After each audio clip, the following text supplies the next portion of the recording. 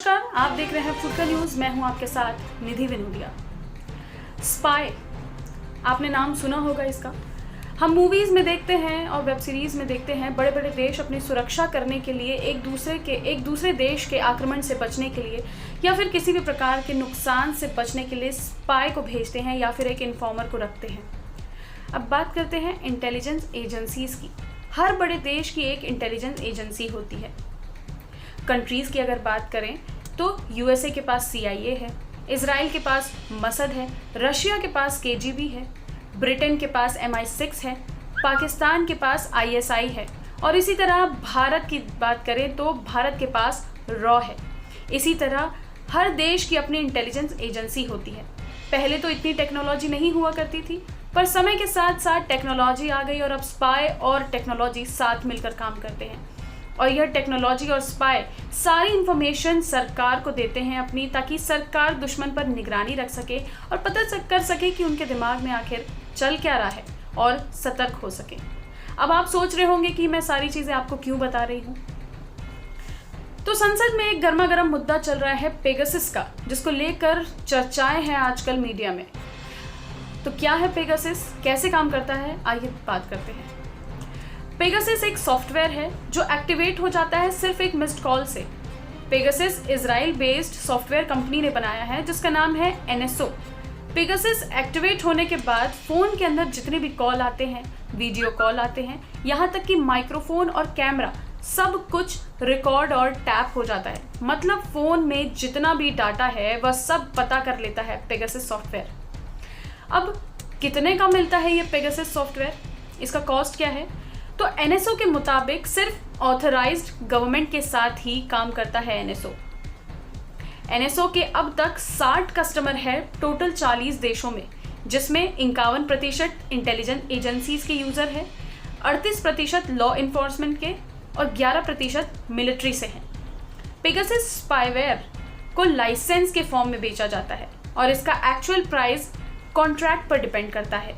एक लाइसेंस की अनुमानित कीमत 80 लाख है और पर पर्सन इसका खर्च 20 से 25 लाख होता है। और एक लाइसेंस में मल्टीपल स्मार्टफोन ट्रैक किए जा सकते हैं।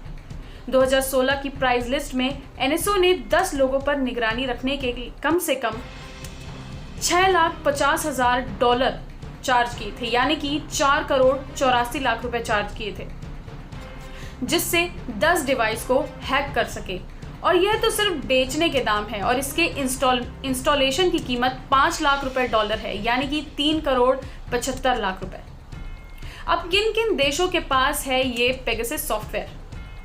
अगर बात आती है सुरक्षा की, तो हर देश ऐसी ही टेक्नोलॉजी का इस्तेमाल करके सुरक्षा घेरा बनाते हैं और जासूसी करवाते हैं, ताकि देश को कोई नुकसान ना हो सके और वह सतर्क रह सके। NSO के मुताबिक अलग अलग गवर्नमेंट को भेजे गए सिस्टम को ना ही NSO ऑपरेट करता है और ना ही इसका कोई डाटा उसके पास होता है। NSO का कहना है कि उसने पेगासस जिन देशों को बेचा है और क्या उसमें भारत भी शामिल है, इसकी जानकारी किसी को नहीं दे सकता। मतलब उन देशों का नाम नहीं बताएगा जिसको सॉफ्टवेयर बेचा है, और ना ही उन देशों का नाम बताएगा जिसको उसने सॉफ्टवेयर नहीं बेचा है। अब बात करते हैं कि इंडिया में किन किन लोगों की हुई है जासूसी इस स्पाईवेयर के जरिए, इस पेगासस के जरिए।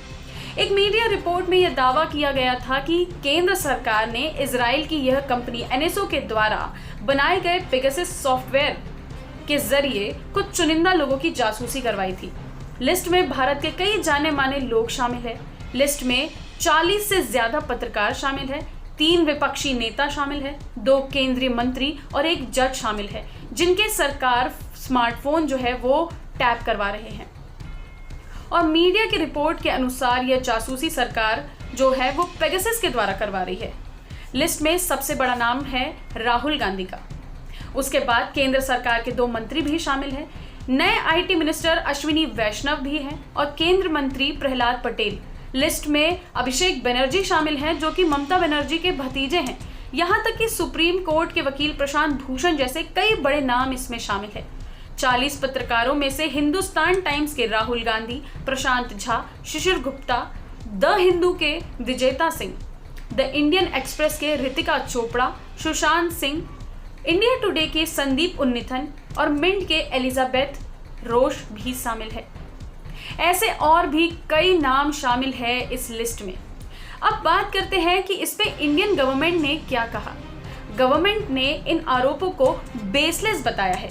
देश की सुरक्षा से जुड़े मुद्दों पर इस तरह के प्रक्रिया का पालन करते हुए ही किसी का फोन टैप करने का ऑर्डर दिया जाता है। सरकार ने चुनिंदा लोगों की निगरानी के आरोप को आधारहीन बताया है।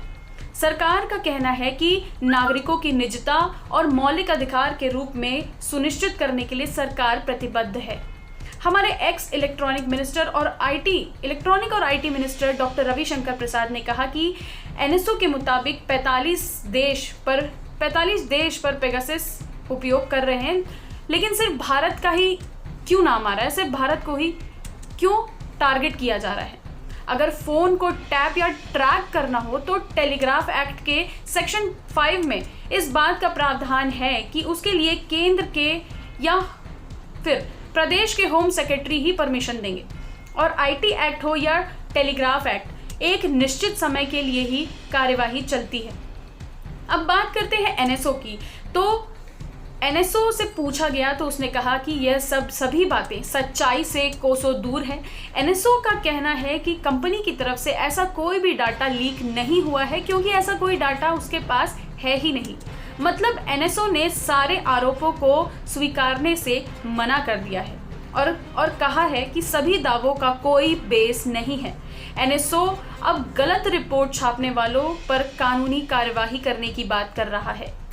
इस पूरे मामले पर राजनीति और भी ज्यादा सक्रिय हो गई है और इल्जामों और आरोपों का पिटारा विपक्षी पार्टियों ने खोलना शुरू कर दिया है। आज की रिपोर्ट में बस इतना ही। देखते रहिए फुटकर न्यूज़।